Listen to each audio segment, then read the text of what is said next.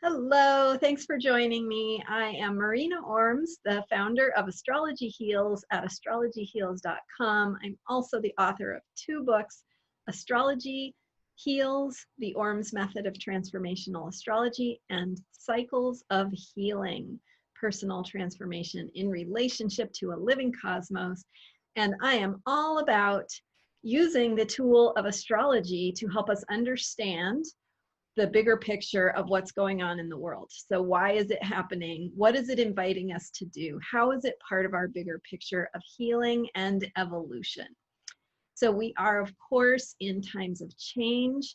And as I record this, we are in the midst of some certainly nationwide protests and rebellion and people showing up in protest in support of Black Lives Matter and in support of racial justice in particular. Of course, that's not the only thing that's going on in the world right now. We're in the midst of a global pandemic. So how does all of this relate? How does it help us? How does astrology help us to see the bigger picture of what's going on and what it is helping us to see in terms of our healing and our evolution?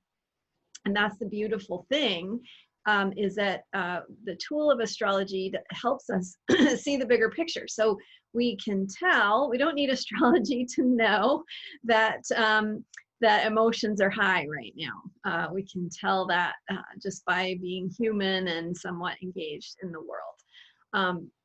But we can tell from astrology sort of what the nature of some of those feelings are, and as well as the opportunities that we have before us right now. And so in particular, we have the planet Mars coming up toward Neptune, which Neptune is an outer planet. It's very far away from Earth, and it moves, excuse me, very slowly through the zodiac. Neptune does. And Mars moves more quickly. It's closer to Earth. And so Mars approaches Neptune about every 2 years. But this time in particular, Mars is in Pisces, Neptune is in Pisces, and we are also heading into two very potent eclipses. And so the first is a lunar eclipse on June 5th, and a lunar eclipse in Sagittarius that will be highlighting this coming together of Mars and Neptune. And then following that will be a solar eclipse on the summer solstice solar eclipse. And that solar eclipse is also very potent in the very, very beginning of Cancer, which is about healing and caring and nurturing and how our needs are met. So, the energy of the June 5th lunar eclipse in Sagittarius is the energy of transformation in terms of our beliefs.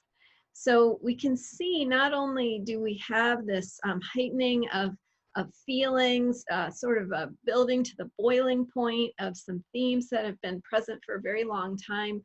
And of course, it's a combination of the different factors that are present right now between the pandemic and sheltering at home and the changes that we've had to maintain, the social distancing, the uncertainty, certainly the uncertainty in our political systems and the breakdown of systems across the board. So this lunar eclipse and the particular alignment of planets that we have is telling us that it's time to get beyond old stories. So, so when we are engaging in this civil disobedience or rebellion or whatever it is that you're fighting for, working toward, standing for, these are all things that are important right now to choose where you stand and who you are. That's important.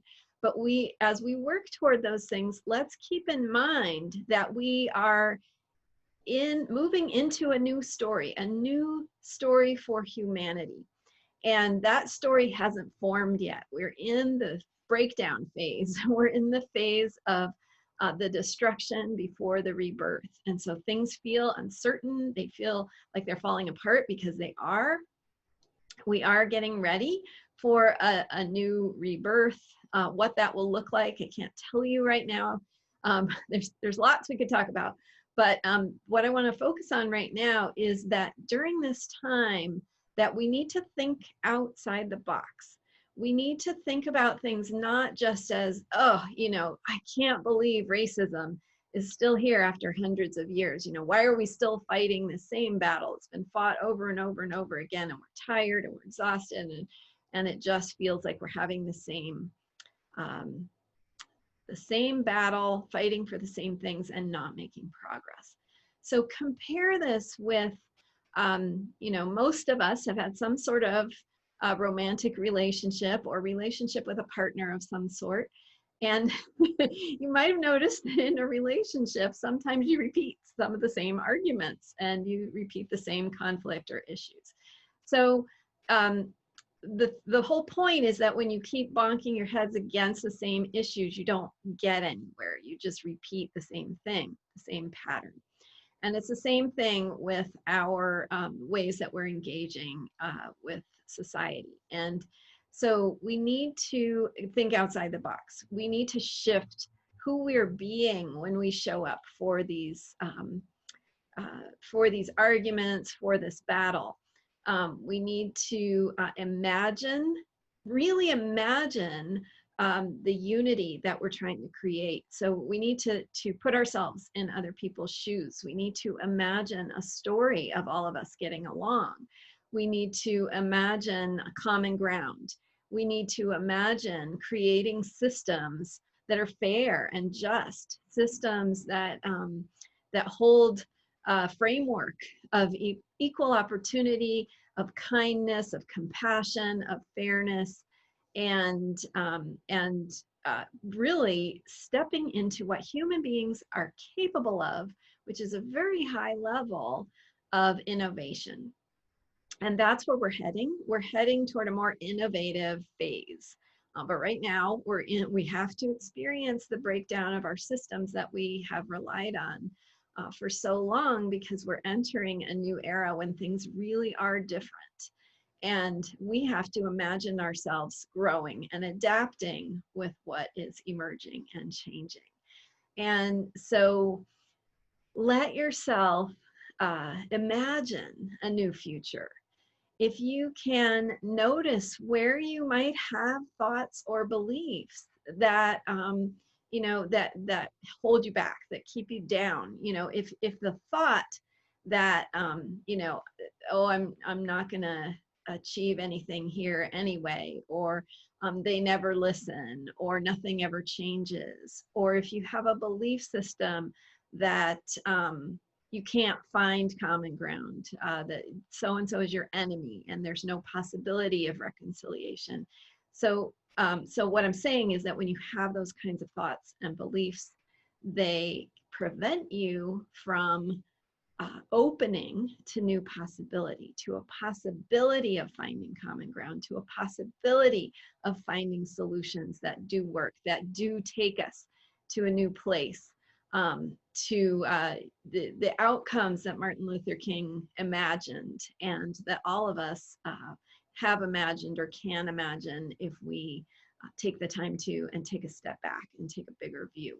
So imagine the things that you want to create. Imagine yourself. What would be your role in that world, in that scenario, in that paradigm? Who would you be? How would you be taking a stand, or speaking up, or being yourself?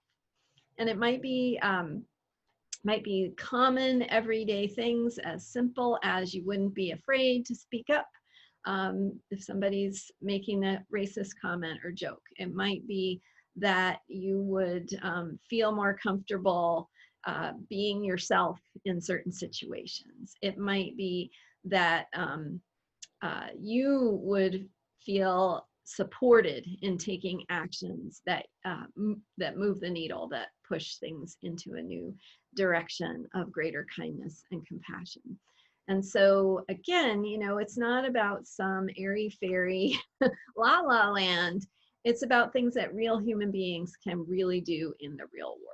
And so start to imagine and think about what that might look like for you. And that's what the planets are inviting us to do, because this is the very beginning. This is the very beginning of creating a new path forward, and it's only limited by your capacity to imagine and believe in a future that looks the way you want it to. So thanks so much for sharing this time with me today, and check out my website, astrologyheals.com. My books are all about the stars and the planets and how they reveal a bigger picture of our human healing and evolution. See you next time. Thanks for watching. If you enjoyed this video today and you're looking for more, you can find plenty of my videos on my Facebook page, Astrology Heals, Heals, and on my YouTube channel, which is YouTube.com/C/Astrology Heals. Check it out. I'll see you there.